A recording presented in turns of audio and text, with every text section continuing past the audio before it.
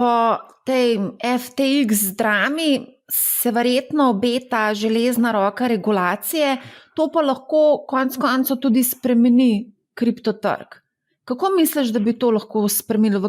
V kakšno smer bi lahko šli? Jaz mislim, da obstaja par lukenj, ki bi jih lahko zakrpali regulatorja.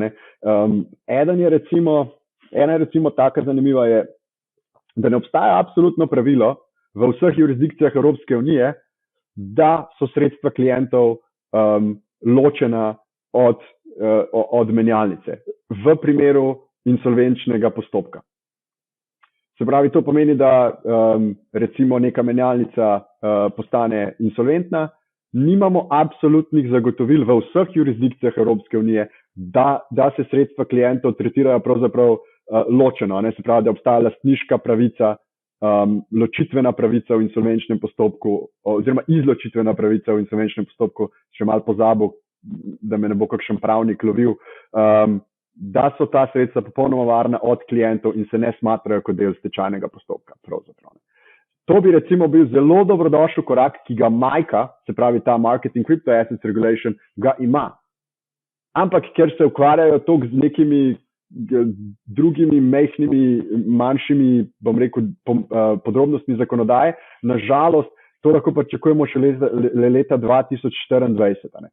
V ZDA to že obstaja zelo jasno, se pravi, trust ima ločena sredstva.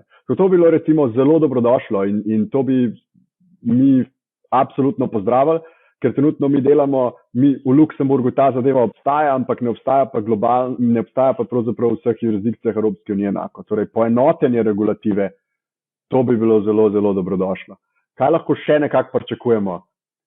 Regulativa bo zahtevala več transparentnosti napram klientom. Kanada recimo že ima take zadeve, ima že take določbe, kjer zahteva regulator, da na dnevni ravni menjalnice poročajo proof of reserves pravzaprav. Se pravi, na dnevni ravni moraš ti poslati regulatorju, assets, liabilities, ne? In to je spet nekaj, kar tisti, ki nima nič za skrit, bo pozdravil, ker to je tisto, kar moramo na čemer, za kar bi si mogli prizadevati. Na drugi strani me pa skrbi, da bo pa to neugodno vplivalo na inovacijo. Se pravi, da bo DeFi deležen pozornosti, da bodo še, bom rekel, višje zahteve za KYC, AML, plačevanje s kriptovalutami bi se znali regulatorno zamejiti.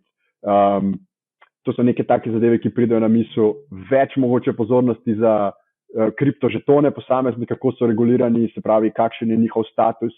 To bi tudi, čeprav to bi lahko pozdravili na področju Evropske unije, kjer je res malo Wild West. Tako da, ja, ampak nasplošno mislim, da bolj bo ta reputational damage, ki bo nekako ostal